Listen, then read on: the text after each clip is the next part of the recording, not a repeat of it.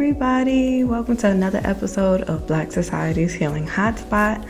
I'm your host Najee Talley, and today's episode we'll be talking about, the awareness of eating disorders. As you know, February 26th through March 3rd, if I'm doing this correctly, is Eating Disorder Awareness Week, where, we talk about the importance of, different eating disorders and, talk about different treatments and just bring full-on awareness to it because, when you think of mental health, naturally, some people would think of PTSD, depression, anxiety. No one really, it's like almost eating disorders are pushed to the back burner, which is not acceptable. They are, people that suffer from this hardship, deal with this on their day-to-day lifestyle. And it's difficult. It's hard, though I can't relate. I don't have any experiences besides being a picky eater, but that is completely different from eating disorders. That is not even in the same ball game almost. So it's important to be aware and, learn different things.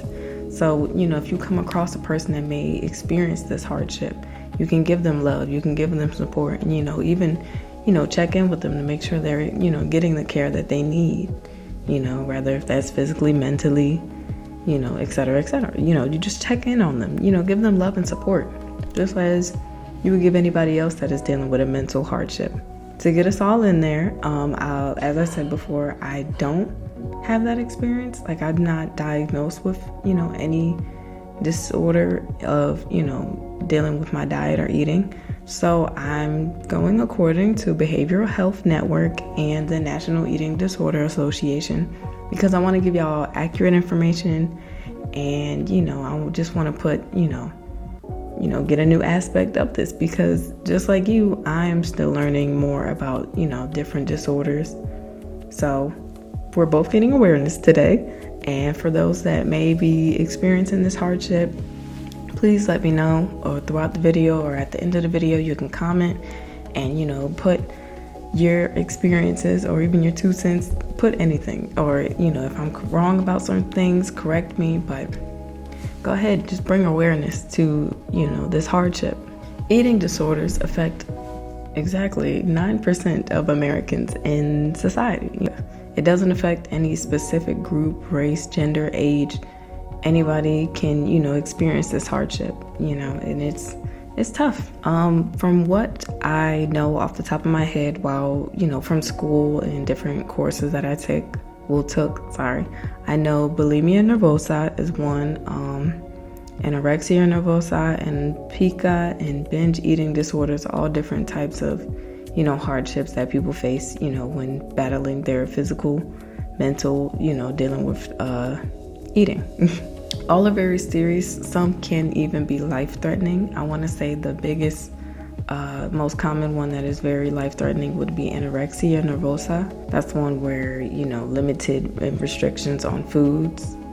I'm getting them mixed up, but I got y'all. Anorexia is where there is a lot of restrictions on food that can come from, genetically, social factors, anything for psychologically. It's a lot that goes into it that can, could be the reason why, or certain other diagnoses, this can be an effect of it, but it's a really big deal and it's life-threatening and it's all very important, and we should all take notice of this and give care to those that experience this.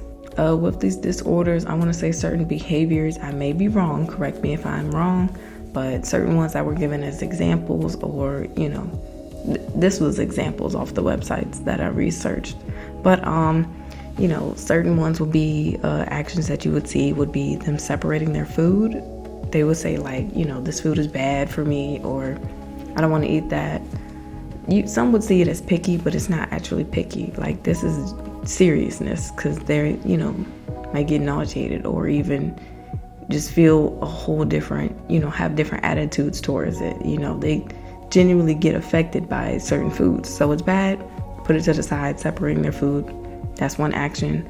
Another action would be, having restrictions on certain diets. Kind of like the last thing I said, but you know, when you go out to eat with certain people, they might tend to just be like, oh, this place, I can't eat any of this food, based on the diet that I have. Out of respect, gotta go to another place.